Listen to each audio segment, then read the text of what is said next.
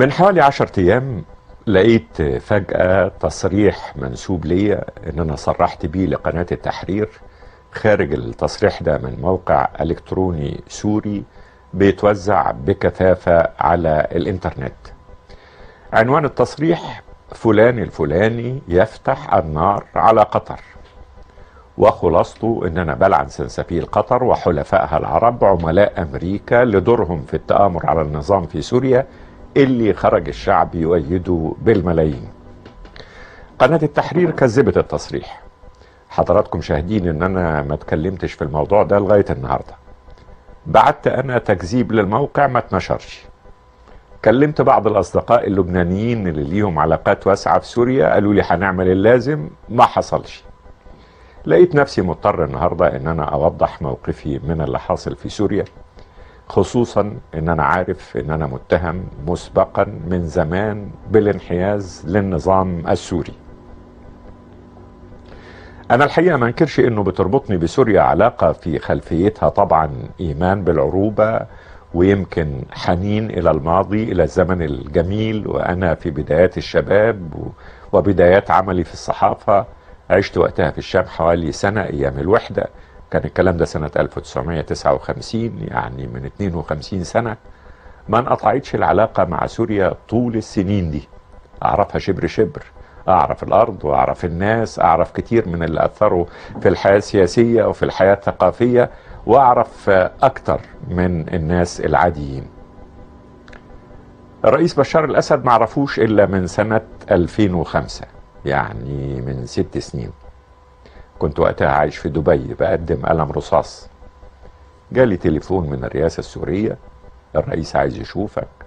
رحت لقيته مقابلني على السلم، مش علشان خاطري، قبلها كنت بسمع كتير انه متواضع بسيط، انه بيقعد في المطاعم والقهاوي عادي مع مراته واولاده، ان الناس كتير بتشوفه بالتيشيرت مش بالبلوفر بتاع الفريق شفيق، بيشوفوه بالتيشيرت راكب عجلة ولا ماشي في الطريق. كان الكلام ده في بدايات حكمه. وقبلها الحقيقة قبلها من زمان، من ايام ما كان طالب في كلية الطب، كان هو الوحيد بين اخواته اللي ما غيرش عربيته التعبانة طول ال6 سنين بتوع الدراسة. المهم قعدنا ساعة ونص تقريبا. ليه كان عايز يشوفني؟ بعد ما شاف قلم رصاص كذا مرة، عايز يعرف مني مباشرة ليه انا مؤمن قد كده بالعرب وبالعروبة. المهم في نهاية الجلسة كان واضح ان احنا متفقين حوالين سياسة سوريا الخارجية عموما يعني، ومختلفين حوالين السياسة الداخلية، بالذات موضوع قمع الحريات. حصل بعد كده العدوان الإسرائيلي على لبنان في 2006. رحنا وفد شعبي من مصر على لبنان، رحنا عن طريق سوريا، رحنا مخصوص علشان نقابل الرئيس الأسد. كان لينا مطلب رئيسي هو الإفراج عن المعتقلين السياسيين في سوريا. وبعدها بأسابيع عملت حديث طويل مع الدكتور بشار في تلفزيون دبي. صحيح كان واضح تقديري للدور السوري في مساندة لبنان في الحرب. اتكلم عن الحريات بالذات، اتكلمت عنها. اتذكر ان انا قلت له يومها انه اول حق للناس في بلدهم انهم يتكلموا بحرية. ما تمتعش الشعب بأي حرية في سوريا على مدى حكم الأسد. وده احنا شفنا النهاردة ودتنا فين سياسة قمع الحريات.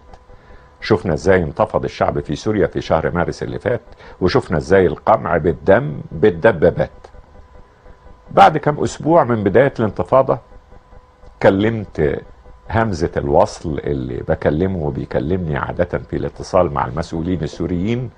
طلبت مقابلة الرئيس، وقلت في المكالمة دي ان انا مش راضي، وانكم بهذه السياسة بتحرجوا الاصدقاء اللي زي حالاتي. محدش رد. في شهر مايو اللي فات دعيت الى لبنان احضر خطبة السيد حسن نصر الله في ذكرى تحرير الجنوب اللبناني من احتلال اسرائيل. كان الكلام ده في شهر مايو. اهتميت اروح عشان شيء واحد. كنت عايز اعرف هيقول ايه حسن نصر الله عن اللي حاصل في سوريا. يومها قال انه بيدعم النظام السوري لانه معادي لاسرائيل، طبيعي. وقال انه لما شاف الرئيس بشار كان مقتنع انه هياخد خطوات اصلاحية وانه جاد في ذلك، وان الاصلاحات هتعلن في القريب العاجل. الحقيقة لأول مرة ما كنتش متقبل كلام حسن نصر الله. عموما الاوضاع اشتعلت اكتر زي ما احنا عارفين، فاضطريت اقول رأيي علنا هنا في البرنامج لما اتكلمت عن رسام الكاريكاتير السوري الشهير علي فرزات اللي كسروا له ايده شبيحة النظام وقالوا له عشان تتعلم ما ترسمش ضد اسيادك. من بعد ما اتكلم ومن قبل ما اتكلم كانت بتجيلي تليفونات من وسائل اعلام سورية مختلفة، رسمية وغير رسمية. ده اذا كان يعني في حاجة اسمها وسائل اعلام سورية غير رسمية، عايزين ياخدوا رأيي في اللي حصل. وكنت دايما بعتذر لان اللي هقوله عارف مقدما انه مش هينشر. اقترح علي بعضهم ان انا اروح اشوف بنفسي يمكن اغير رأيي. ما تقبلتش ابدا ان انا احط رجلي في سوريا والدم فيها انهار بيتحمل القدر الاكبر من المسؤولية عنها النظام الحاكم. فجأة الاسبوع اللي فات جات لي مكالمتين بينهم وبين بعض نص ساعة تقريبا، واحدة من بيروت وواحدة من باريس. الاتنين من اصدقاء اعزاء من كبار السياسيين اللبنانيين. بيقولوا لي الجماعة في الشام منتظرينك تروح وتكون رأيك بنفسك حسب اللي هتشوفه، وعندك الحرية تقابل اللي انت عايزه من المعارضة، بالعكس عايزينك تتدخل يمكن تقدر تساعد على حل، وهتشوف الراجل الكبير وتروح في اي مكان. وعدتهم ان افكر في الموضوع لو كان فيه فايدة، انما برضو قلت رأيي وحضراتكم عارفينه من يوم ما اتكلمت عن علي فرزات. يومها قلت انه لغاية اللحظة دي، يعني اللحظة وقتها يعني من شهر فات وطبعا لغاية النهاردة، ما عرفش النظام يتعامل غير بلغة الرصاص. عشان كده حتى امثالي اللي كانوا بيشوفوا امل في بشار الاسد في وقت ما، لا يمكن بعد كل المجازر اللي حصلت يقفوا النهاردة جنب نظامه، مهما كنا متأكدين انه قوة اجنبية بتستهدف هذا النظام. اللي عارف ان في قوة اجنبية متقصداه ما يديلهاش فرصة. مش ممكن حد يتوقع مننا في مصر اننا نثور ضد الاستبداد عندنا وبعدين نقف في صف تاني غير صف الشعب السوري. ده اللي قلته يومها. النهاردة القصد من كلامي ان انا اقول ان انا لسه عند رأيي، ومفيش داعي للحركات الصغيرة دي بتاعت تلفيق التصريحات على لساني. يعني عيب العاب الاعلام المكشوفة تتعامل مع اهل الاعلام. الحقيقة اللي عيب اساسا، اللي جريمة اساسا، هو استمرار القمع في سوريا بالشكل اللي مستمر بيه. استمرار القمع الدموي ده هو اللي خلى الشعب يشيل السلاح يدافع عن نفسه، وطبعا فتح الباب لسلاح من خارج سوريا وايادي من خارج سوريا. اعتقادي دلوقتي انه خلاص اتعقد الوضع الى حد صعب التدخل فيه على ناس زي حالتنا. لذلك طبعا مش هروح، مع كل تقديري للاصدقاء اللبنانيين الاعزاء صعب عليا الاستجابة لعرض الزيارة. انما ان انا اروح او غيري يروح، على كل حال مش ده الموضوع. الموضوع اكبر من الكل، وحله ما عادش غير بايد فرد واحد فقط، زي ما هي العادة في نظم الاستبداد، في ايد بشار الاسد. ده اذا كان لسه بايد اي حد اي حل.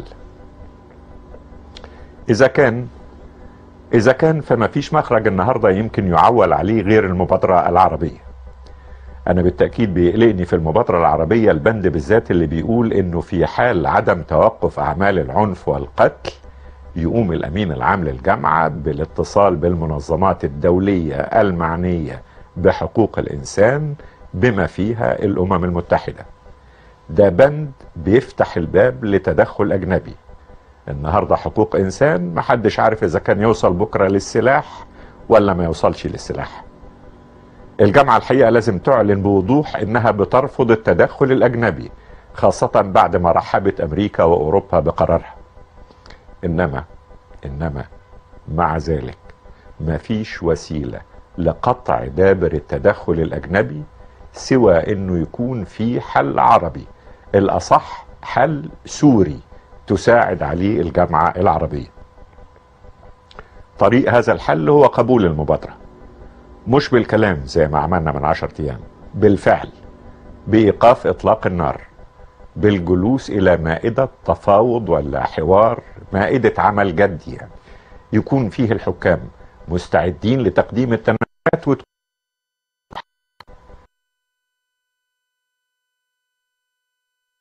وتنتهي بكرة بعد بكرة. أنا بدعو الرئيس بشار إلى إنقاذ سوريا وإنقاذ الأمة من مخاطر غير محسوبة. بدعو الرئيس الأسد لقبول المبادرة العربية على الفور.